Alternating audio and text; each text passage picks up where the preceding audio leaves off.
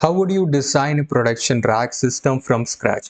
So very important interview question, something that you can expect in any AI interview question. So at first it looks like a very simple question, right? So how would you design a RAG system, right? So basic principle, like, what is RAG? You basically put one document or a large document and you ask the questions, and then your AI will actually search data from this document and it will retrieve the information. So if you want to go a little bit more details, like for example, I have something like this, right? Okay. So this is basically assuming that this is one document, right? So what we do in RAG is like we basically divide this into chunks, right? So simple things, right? We divide it into chunks and then we retrieve only those chunks. When somebody asks a question, right? So somebody asks a question, you probably create a chatbot. So you ask a question and then it will basically retrieve the date chunks data, and from that it will produce a response. So this is the basic principle of RAG. Now the questions here is like, okay, what happens if it retrieves the wrong chunk, right? That, so these are the follow-up questions you would be expected if you basically give up this basic answer, right? What the interview will come up and say, okay, what if it retrieves the wrong chunk? Okay, so what if it retrieves too many chunks, like it retrieves 10, 12 chunks, right? Which one would you prefer? Which one would you send it to the user? And finally, like, how do you know that the answer provided is correct or not? Did you evaluate? So these are the things that can be asked, right? So although it looks very basic interview question, so the interview question is not really asking you whether you know the basics of RAG or everything. Basically the interview wants to understand, like, what are the trade-offs you're doing, like the cost and everything, right? Latency and everything. So because see, if you basically add a big large document, right? So large document and send it to the model, you ask questions, you get the response. But the problem with that is, like, because it has to process that large document every time you ask a question, so obviously the large token size context window will be more, and obviously it will give up a lot of cost, right? So that's where we wanted to prepare something called as RAG, where we, instead of just going through entire document, we want to get into the chunks. All right, so let's assume that we have a demo that I wanted to show you. But okay, so this demo, what we'll do is we'll divide some documents here. So instead of just taking large documents, because large documents filling up all these things will take cost. So what we will do is we'll have small documents, and then we will run this experiment, and then we will see like how this entire thing comes up. Okay, so there are two things that we'll do. Okay, so this is the main function. So what we have here is like, so we have these documents, okay, some simple documents, everything, and then we have some questions, test questions. Okay, now there are two ways of designing it, right? So one way is the basic way of designing, the other way is a production phase. Okay, so what we will do is we will basically show you the demo where what happens if you just design it in a basic way, and what happens if you design in the production way, like where the issue is. Okay, so the first thing that I want to talk about is basically chunking. Okay, so a very important concept, chunking. So what chunking basically means is like you divide this, right? So this is a document, so you divide this into multiple text or multiple sentence. Right now, one of the basic things that people actually do is like, okay, you divide it, like, let's say, like, you take like 100 characters into one chunk. So this is a very basic thing that I see people do. The problem with this is like, let's say if I take this example, right? So maybe this is basically 100 chunks. Assume that this is basically 100 chunks. Okay, and then you have this, which is another 100 chunks, right? So see, the problem with this approach is like, you see this chunk, this is not complete, correct? So this chunk is also not complete, is coming in between. So when your AI model retrieves these chunks, it is actually not getting the complete information, right? So it is very important that you actually chunk it properly. So how do you chunk properly?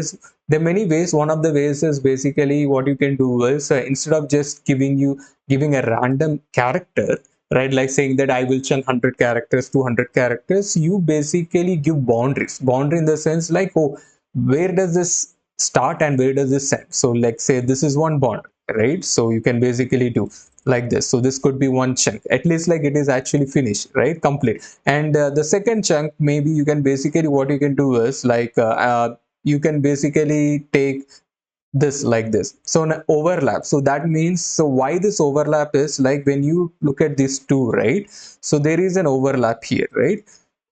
So that overlap basically tells you like this is a continuation of the next document, so that is how they can relate to each other. So this is basically one example that I'm showing, right? Chunking. Okay, so here what we have here is like so we have this test question. So this is a question, and this is basically a guardrail that we are using. So basically what we are saying is that, okay, if this question is asked, your answer should contain details like this. So I talked about like evaluation, right? So when the response is coming up, you need to understand if the response is proper or not, right? So one way is to do is basically you put some guardrail saying like, okay, whatever the response comes, it should contain certain things, or you can do it manually also, right? So that is also, first time is fine. So what we are doing here is like we are running all these test questions at a time, so we are basically checking it here. Okay, all right, and then we are doing the embeddings, right? So embedding is required. You need to convert your test into vectors. So the AI model does not understand text, right? So it has to convert this into the vector. So, and then you will store it, and basically they will do a cosine similarity match to find the similar vectors, and that is how the entire thing actually happens. Okay, so I'm using the API keys. I have DeepSeek and OpenAI, so I'm using those. Then these are the cosine similarity thing. Okay, so there are two things here. Okay, so this is how your the application looks like. So this is a run naive and run production. So run naive RAG is basically the basic lag. The people that you have never developed it, or you're doing it first time with limited knowledge. So this is the basic RAG that they can develop. So how they are developing is, so very simple. See, you can see here the range. They're basically looking at like 100 characters, 200 characters, the one that I have just spoken, right? And we also talked about why that is not an optimum way. Okay, so I'll show you that as well, right? So this is one way of doing. And on the other hand, production RAG, basically we look for overlap, we look for boundaries, so that the complete sentence is actually taken care. Okay, so that is the difference between your chunks, how you chunk the data, what is the right way to chunk, what is the wrong way to chunk. Okay, obviously we are basically retrieving using the naive. We are retrieving using the productions. Now see here, when we are retrieving, we just retrieving and going through the similarity search. But here in production, what we are also doing is like basically we are doing two things. We are retrieving the chunks, we're doing the similarity match, we are also doing something called as ranking. So see, if you get like 10 or 12 records, right? So what we do is we go through another pass saying like, hey, just go through these chunks again and then see like which of these are very much relevant.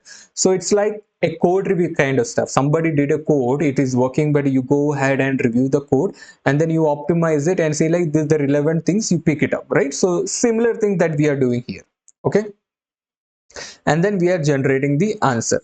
Okay, so now what I will show you here is, so I'll run this naive RAG. So what it will do is it will basically ask all those questions, text questions that we have, and it will give you the response, and then we will see like which of them are actually missed, which of them are actually a hit. Now you'll also see like what is the chunk that it has been retrieved, because we are saying that we'll retrieve that 100 characters thing, right? So some of this may not be overlapping and those stuff, so some of the statements may not be complete, so that's where this problem might come up. The second process, which is like a production RAG, so what happens with this here is like you retrieve the chunks, you retrieve the right complete chunks, then we do the re-ranking. So once we do the re-ranking, only the optimized or the relevant chunks will come up. Okay, all right, so took a lot of time, I don't know why.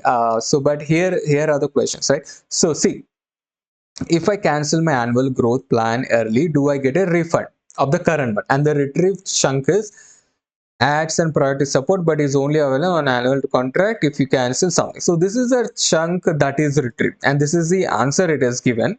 So see, you can see this chunk, the ones that it retrieved, it's not really complete. So similarly, you can see how long a large data exports take to complete. Users can export the data at any time from the account settings page. Exports are generally as a see again this is inconsistent, right? It got complete because probably it completed those 100 characters or 200 characters, whatever it is. So this is how it will actually come. So if you look at the hit rate, it's like 17%, which is not good, right? So now what I'll do is I'll basically run the production track.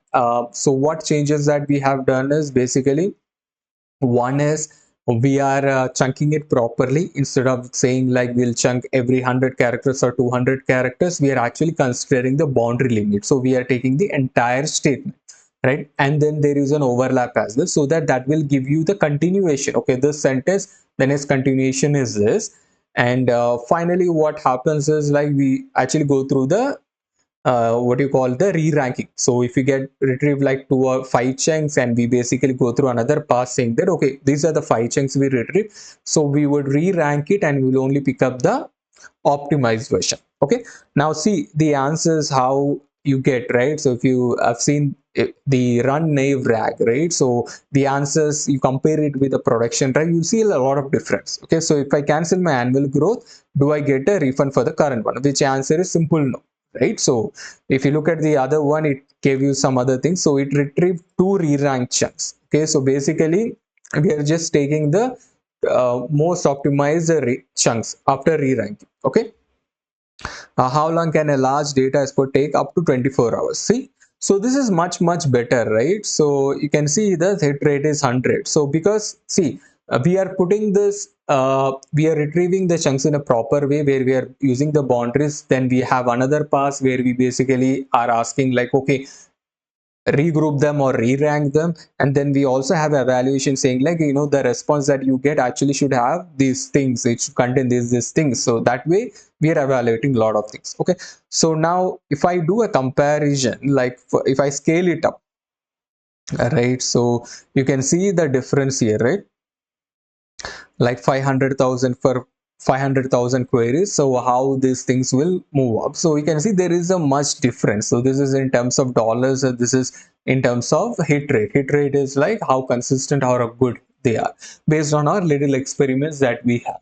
All right, so this is how you can basically explain them. One other thing that you can also tell is like if you look at this, right? See, if I cancel my annual growth, do I get a full refund? So this is a question. It is actually hitting the AI model. Now see, first time when you hit the model, you get the answer, right? Which is no.